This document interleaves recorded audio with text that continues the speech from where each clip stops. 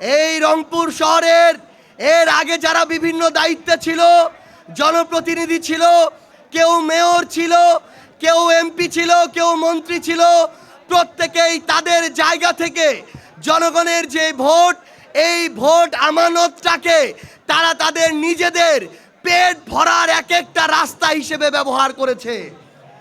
আমরা রংপুর সিটি কর্পোরেশনকে যখন দেখি, তখন দেখি বাংলাদেশের সবচেয়ে দুরবস্থার যে কয়েকটা সিটি কর্পোরেশন আছে, তার মধ্যে একটা সিটি কর্পোরেশন হচ্ছে আমাদের এই রংপুর সিটি কর্পোরেশন। আমাদের এই উত্তরবঙ্গকে, বিশেষ করে এই রংপুরকে সব সময় অবহেলিত করে রাখা হয়েছে।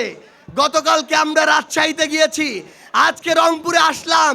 যখন রংপুরে আসি, এখানকার রাস্তাঘাট, অবকাঠামো, বিশ্ববিদ্যালয়, হাসপাতালগুলো দেখলে মনে হয় এটা তো বিভাগ দূরের কথা, বাংলাদেশের প্রথম সারির একটা জেলার মতো এই রংপুরের এখন পর্যন্ত উন্নয়ন হয়নি। আপনাদেরকে এই কারণে আহ্বান জানাবো, আপনারা এবার ন্যায়ের পক্ষে ভোট দিয়েছেন।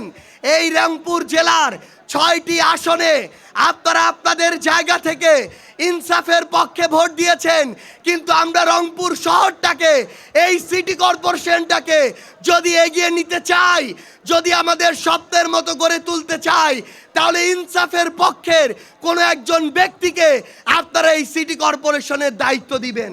মনে রাখবেন, চাঁদাবাজরা শুধু আসনে নেই, আপনার এই শহর থেকে, এই বিভাগীয় শহর থেকে চাঁদাবাজরা পুরো রংপুর বিভাগকে নিয়ন্ত্রণ করে। এই রংপুর শহর থেকেই সন্ত্রাসীরা পুরো রংপুর বিভাগকে নিয়ন্ত্রণ করে।